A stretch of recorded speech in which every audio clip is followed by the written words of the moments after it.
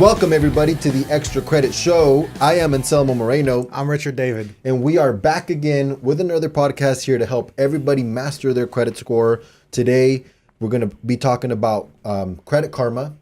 Specifically, Richard, is Credit Karma accurate? So at face value, we get that question a lot. Oh, all the time. And we get it in a lot of different formats, so we're just going to jump right in. People will say, I have Credit Karma, but I don't use it, or I dislike it because it's not accurate, or they have some type of variation of that. So just right off the bat, we're going to jump in. First of all, what is Credit Karma? Well, Credit Karma is a website that is providing you two credit bureaus, TransUnion and Equifax, and it's to allow you to monitor your credit report or your credit worthiness. At the same time, it helps, Credit Karma gain funds by trying to offer you credit card deals based on your credit score. So that's really what it is. Credit Karma came onto the market and they're essentially marketing free credit scores. Yes. That was their big marketing pitch. And it's kind of interesting because before Credit Karma came onto the market, the only way that you had access to a credit score was if you paid a monthly subscription to a variety of credit monitoring services, either directly affiliated through the credit bureaus or some of the standalone products like LifeLock and other similar type of products that charge a monthly fee directly to the consumer.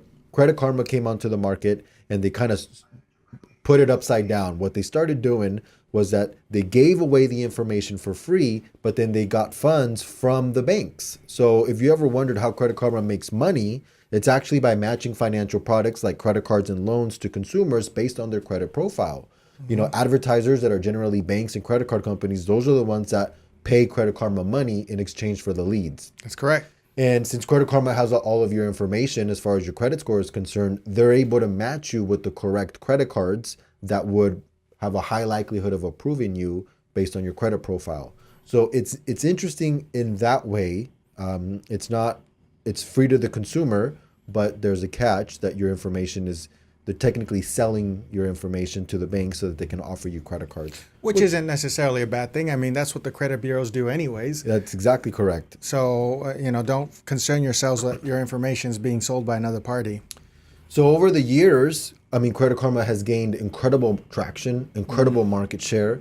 Most people nowadays that we speak to, it is very common that they have a Credit Karma account versus them not having a Credit Karma account. That's correct. Right? So it's, I think one of the neat things is that because of the traction that it's gained and everybody's familiar with Credit Karma, it just kind of keeps growing that basic synopsis of Credit Karma not being accurate. So let's break it down for people. Let's jump into that and according to the accuracy of Credit Karma. So just point blank, is Credit Karma accurate? I would say yes. I agree.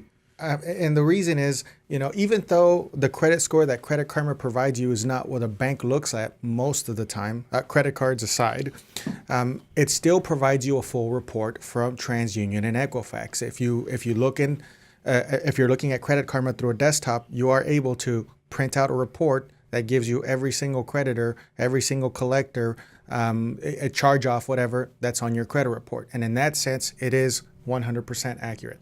Now, where do you think the inaccuracy claims come from? It comes from the fact that when a consumer looks at his Credit Karma, he'll see a credit score and he thinks, oh, I have let's just call it 680. Oh, I have a 680. My credit's pretty good. But then he goes to a lender like a car dealer, and then he'll see that his credit score is only a 640, sometimes a 620. Well, that's not the number that Credit Karma gave me. This is inaccurate. I don't like it anymore. And the reason for that is because the auto dealer is looking at a FICO score. Credit Karma specifically tells you on there it's using the Vantage Score 3.0. Two different models. It's like, well, not quite the same analogy, but it's almost comparing apples to oranges. That's probably the exact root of the Credit Karma inaccuracy claims. Is just simply the difference in credit scoring models. And the one thing that we need to elaborate in order to continue to move forward on this subject is just kind of separating all the credit score models out there, because FICO is common. FICO is branded well within the consumer's mind. It's the most prominent used scoring model. Vantage has a little less clout. It's been around for decades. FICO has been around for decades. Yes. Vantage is newer. And so they're a little less widely used. We've talked a little bit about them on the show before, but frankly, that's exactly the root of all Credit Karma inaccuracy claims, is that analogy or that example that you gave. We see it a lot in our credit repair practice because lenders are trying to, mortgage lenders are telling consumers, come back when you have a 640 FICO score, you can get a mortgage loan with a 640 credit score. 640, 640, 640. So the consumer is monitoring their credit through Credit Karma. Credit Karma shows them at a 641. They scream hip hip hooray. They now have a 640. They go back to the mortgage lender. Mortgage lender runs the credit and they're 620 and they're still not qualified. And that's probably very disappointing. Consumers are just like, they take out their phone and I have a 640. What's going on? Not all credit scores are the same, guys. Not all credit scores are created equal. In fact, even within FICO, there's several different versions of a FICO score. FICO 2, 4, 5, Beacon. There's literally, if we start to break it down, there's about 60 different credit scoring models within FICO themselves. It's a lot. And the point that we're trying to drive home, and we're going to try to keep it as simple as possible, is this. FICO develops credit scoring models for industries. Yes. They develop a credit scoring model for auto loans. They developed a credit scoring model for mortgage risk. And then they have a credit card model. They have a general model. They have all of these different credit score algorithms that are supposed to predict risk, specifically for an auto loan model. Now, to break that down a little further, it makes sense when you think about it in this way. If you're an auto lender, you really care about how a consumer pays their bills, right? But you really, really care how they pay their car bills. Exactly. Because that's more indicative if they're going to pay this car loan on time or not. So the auto loan model is tweaked a little bit to weigh auto loan payments a little differently. More heavily. Or auto loan defaults more heavily than, say, a non-auto model, like the mortgage model or the credit card model, and vice versa, right? So if you think about it that way, guys, you're going to know that mortgage models treat certain things differently than the auto model, because what they're trying to do is predict the likelihood that you're going to pay that loan back on time, that specific loan on time. So it's really complicated. And what we've learned is that scores were never built for the consumers. That's credit scores are not the consumer's intended audience. The scores were built for lenders and statisticians. And the extra credit score, we aim to demystify that for the average person, because again, you guys were never supposed to be in control of your credit score like this. Credit Karma and the Extra Credit Show aim to demystify that and put the credit score in your hands, but it's important that you understand the complexities of it. So now that we've talked about how different the scores are within all the credit bureaus or within all the credit models, credit scores are also different with all the bureaus. That is correct.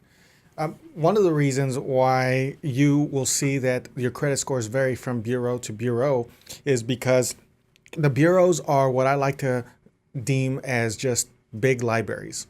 They store information from any creditor or any data furnisher that's going to supply them with this information. Well, not every single creditor or furnisher is going to supply that information to all three bureaus.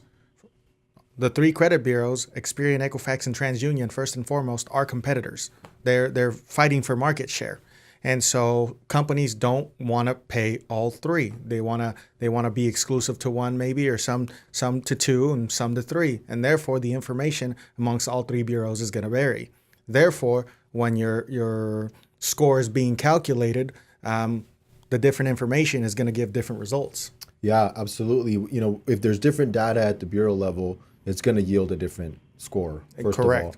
But when you look at the details of the scores, the range are slightly different. That is correct. So FICO build a specific FICO model for Equifax, and then a different one for TransUnion, and a slightly different one for Experian. I guess when you look at the technical aspect, it's just based on the way that the credit bureaus manage the data. And that's another reason why the scores are different. Yeah, so it's still assessing the same risk, but the ranges are slightly off. It's really like 844. Yeah, instead of 850, the max is 844. It's just really like light details there that can be a few points off. Generally speaking, we don't want to get hung up on those little details.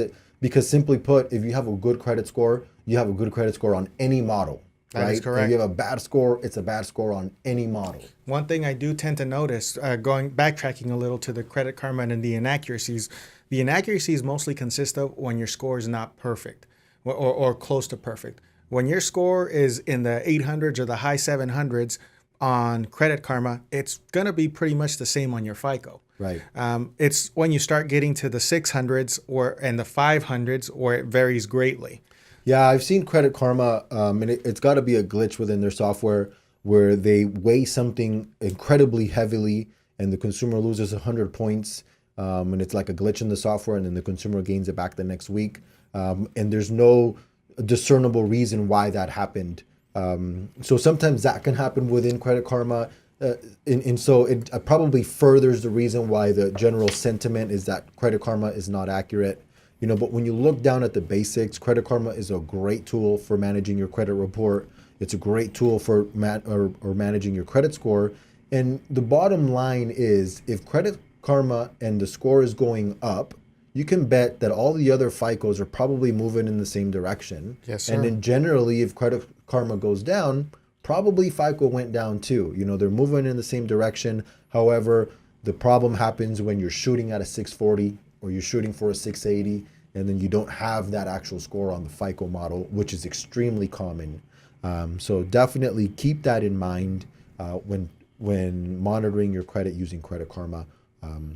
That the scores are going to vary, but the data is the same, and that's really where I kind of want to move towards is talking about the pros and cons of the way that Credit Karma manages the data. So a few of the pros obviously are that Credit Karma is free. Absolutely, big pro. If before you had to pay for a service like Credit Karma, like $20 a month, and now it's free. So that's pretty cool. It refreshes every 7 days, which is probably the most common thing that we tell consumers to use, right? If it's refreshing every 7 days, it's going to be able to capture problems a lot sooner than most other monitoring sites. Which that's a good one. I like that. Exactly. And that means that you're going to be able to address the situation much faster. And that's a big, big benefit to have. Yeah, because historically, the updates would happen every 30 days. Yes. And you'd pay a monthly fee to get a 30-day update. And you could have missed something that happened 2 weeks ago, 3 weeks ago. And in today's day and age of data hacks and information breaches, it's crucial to be having your finger on the pulse of your credit report, and an update every 7 days can go a long way in helping you spot fraud quicker than a 30-day update. That is correct. So that is actually a very awesome pro for Credit Karma. One of my personal favorites is just how easy the user interface is. Oh, absolutely. And how awesome the mobile app is as well. Most people use Credit Karma on their phone, but both their desktop and mobile app interface is super consumer friendly, very easy to navigate. It just kind of puts everything there in perspective for you. Nothing like a credit report, trying to read a credit report. Friendly tip for all of those that are using Credit Karma through your phone or plan to use Credit Karma through your phone. Just because you're using a 4-digit PIN, don't forget your actual password. The desktop application is much stronger than the mobile application. So you may occasionally want to get into the desktop, and you're going to need to remember your password for that. Yeah, that's a very good point.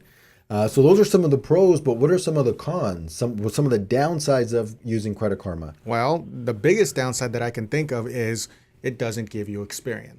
Yeah, now, that's huge. Any consumer advocate in terms of credit, or anybody who fancies himself a credit expert, knows that if you're really trying to monitor your credit or repair your credit, you're going to need to have information access to all 3 credit bureaus. Otherwise, there may be stuff hidden on Experian that you're never going to catch because you'll never have access to it. Yeah, and I mean, Credit Karma's been around for a few years now. We were wondering if Experian was ever going to hop on board the Credit Karma train. They haven't. So I don't think they will anytime soon. Now, if I'm not mistaken, when Credit Karma first came out, they actually did have Experian. No. When Credit Karma first came out, it was only TransUnion. I see. That's what it was. And then later on down the line, they brought in Equifax.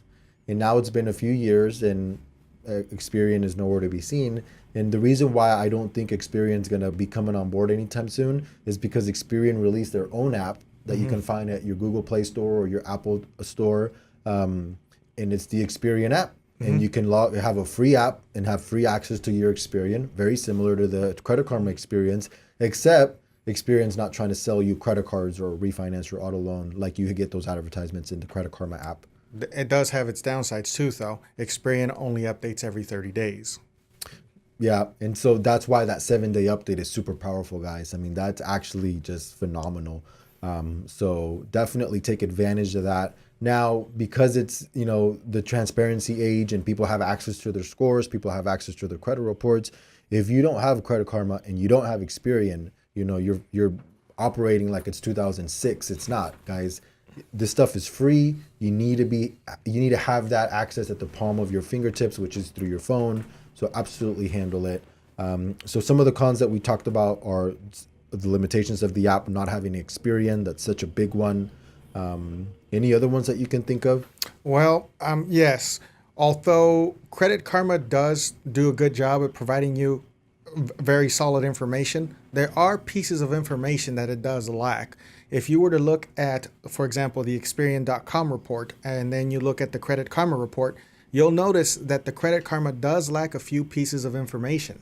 And so sometimes you're not going to get the clearest of pictures. It's still enough to make a good assessment, but sometimes that little bit of data is important. Yeah, and if I'm looking at a Credit Karma report, we want to know who you owe, how much you owe, right? And and we're going to ask you questions like, do you recognize this debt?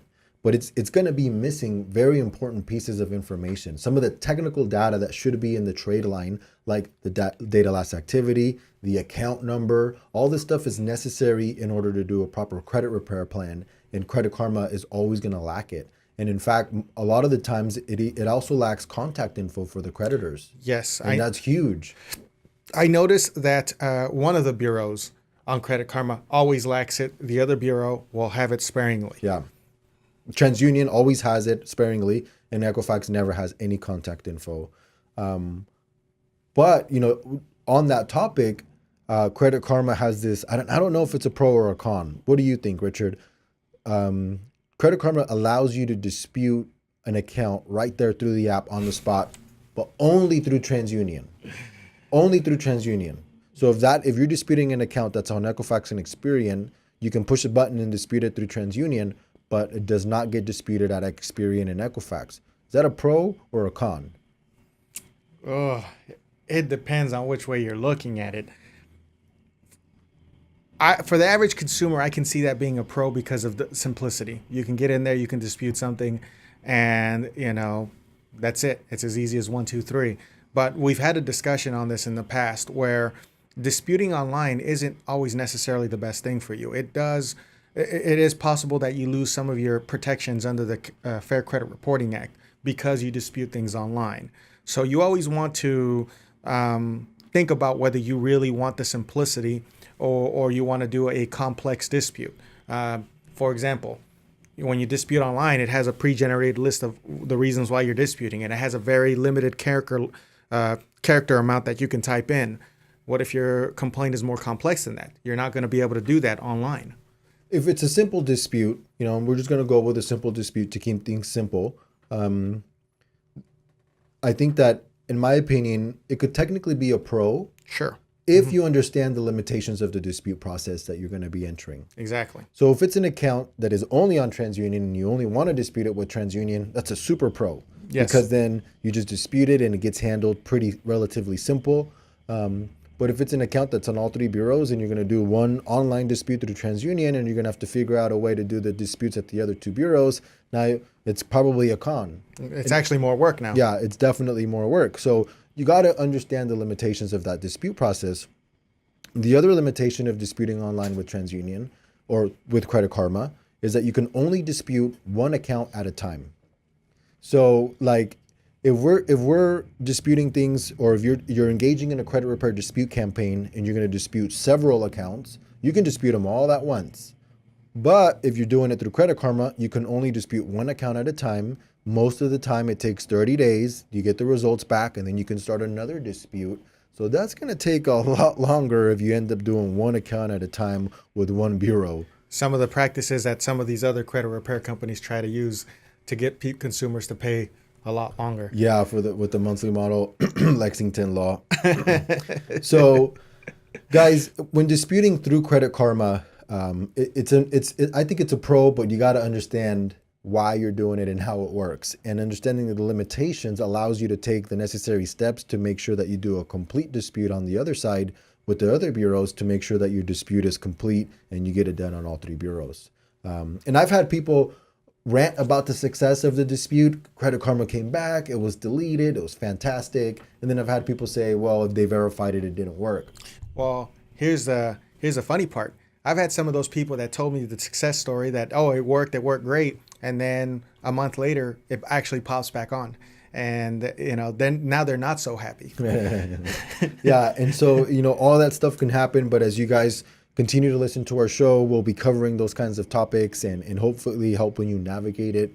Now, because we see so many credit reports, we see a lot of one-off things. We see a lot of things that's not normal, right? We see a lot of things that probably won't happen to everybody. But because of that, the experience, and we can share some of the success stories and some of the potential downfalls. But if you're trying to take control of your credit score and you're trying to dispute some things, I mean, good for you. Whether you dispute it through Credit Karma, online, in writing, over the phone, as long as you're actively engaging in the credit repair process, trying to better yourself, I think it's a good thing overall. Yes. So definitely. So those are some of the pros and cons that we think about Credit Karma. I think that it's just a fantastic app. I think it's just great that they're trying to empower consumers. If you guys are using Credit Karma, congratulations, continue to use it. I mean, what else can we say about the transparency of Credit Karma? It's a good stepping stone. It's a good way to educate yourself on how things work in order to graduate to the next level. Yeah, absolutely. Now, if you are just super stoked about your credit report, super stoked about knowing your credit scores, and you maybe want to pay for a service that potentially can be more accurate credit score wise than Credit Karma, there's really only one source to get an accurate depiction of all of your FICO scores, right? So if you actually want to pay money and get actual factual data on your credit score, some of you consumers are ballers. Yeah, it's an expensive option, but there's only one place. Can you tell them where it is? myfico.com. You got to go straight to the source, guys. If you want actual accuracy on your credit scores, you got to go straight to the source, myfico.com. This is not a paid endorsement. Myfico.com is going to be the only place to get all of your credit scores, all of the generations. They'll show you your auto score, your mortgage score, your credit card score. You'll have a ton of credit scores there, but they're all going to be accurate for the industry-specific version that you're looking for. But MyFICO, if you're listening, we don't mind endorsements. Yeah, absolutely. But it is pretty expensive. I mean, I actually haven't checked it in a while. Let me check it right now. What was it last time that we looked into that we suggested it? So at one point, they have different ways of purchasing it. At one point, they were selling them for $20 per bureau. That's $60. Now, if I'm not mistaken, they have a monthly subscription as well, where you can just get the credit scores, but you have to pay, I want to say, $30 a month. I'm looking it up right now. It's FICO scores every month is $39.95 a month. $40 a month. Wow. Every month, or you could get a quarterly one for $29.95. Do they still have the individual purchase, one-time purchase options? I'm looking it up right now. So this is just a one-time. If you just want to go, no monthly commitment, it's $60, $59.85 to be technically correct. Which it's pretty cool. I mean, if you really need to know your FICO, the actual FICO, say for example, you're preparing yourself to go for a mortgage loan and you want to actually see your FICO without letting the lender run it. And a mortgage specific one as well. A mortgage specific credit score or mortgage specific FICO credit score.